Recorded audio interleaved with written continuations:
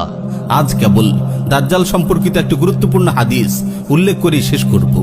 দীর্ঘ এই হাদিসটি ফাতিমা বিনতে কাইস রাদিয়াল্লাহু আনহার সূত্রে ইমাম মুসলিম রাহিমাহুল্লাহ তার সহিহ গ্রন্থে সংকলন করেছেন। একদিন রাসূল সাল্লাল্লাহু আলাইহি ওয়াসাল্লাম সালাত আদায় করে মিম্বরে বসলেন। তার মুখে হাসি। তিনি বললেন, লিয়ালজাম কুল্লু ইনসানিন মুসাল্লাহ, সবাই যার যার স্থানে বসুন। সবাই স্থির হয়ে বসলে তিনি বললেন, আতাদরুনা লিমা জামাআতুকুম, তোমরা জানো তোমাদের সবাইকে কেন একসাথে বসতে বলেছি? সবাই বললেন, আল্লাহ তার রাসূলই ভালো জানেন। তিনি বললেন, ওয়াল্লাহি, আমি তোমাদেরকে কোনো বিষয় উৎসাহিত করার জন্য কিংবা ভয়ভীতি দেখানোর জন্য সমবেত করিনি।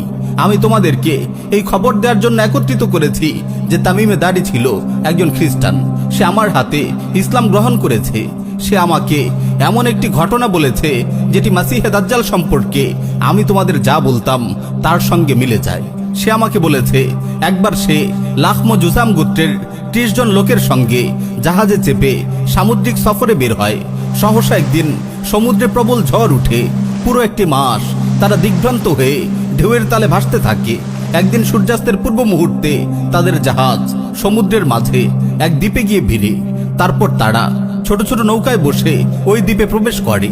জাহাজ থেকে অবতরণ করা মাত্রই প্রচুর লোমযুক্ত এক অদ্ভুত প্রাণীর সঙ্গে তাদের সাক্ষাৎ ঘটে। অত্যধিক কেশ দিয়ে সারা গা ঢাকা থাকার কারণে প্রাণীটির অগ্র পশ্চাৎ কিছুই বোঝা যাচ্ছিল না।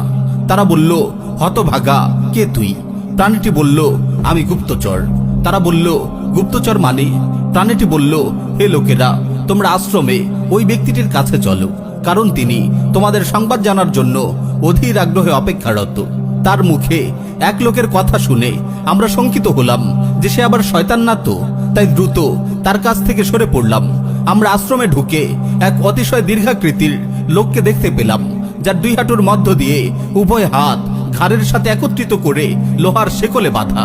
আমরা তাকে বললাম, তোর সর্বনাশ হোক, কে তুই?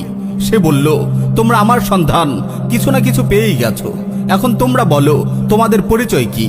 তারা তাদের পরিচয় দিল এবং এই দ্বীপে কিভাবে এসেছে তা খুলে বলল। লোকটি বলল, আমাকে তোমরা বাইসানের খবর দাও। বাইসানের খেজুর গাছগুলো কি এখনো ফল দেয়? তারা বলল, হ্যাঁ। সে বলে, সেদিন বেশি দূরে নয় যেদিন গাছগুলোতে কোনো ফল ধরবে না। বাইসান বর্তমান ইসরায়েলের উত্তর জেলার একটি শহর। আশ্চর্যের বিষয় হলো বর্তমানে বাইসান শহরে সত্যি সত্যি খেজুর গাছে ফল ধরছে না। এরপর সে বলল, আমাকে তবারিয়া উপসাগরের খবর দাও, সেখানে কি এখনো পানি আছে? তারা বলে, সেখানে প্রচুর পানি আছে। সে বলল, অচিরেই সেখানকার পানি শেষ হয়ে যাবে। তবারি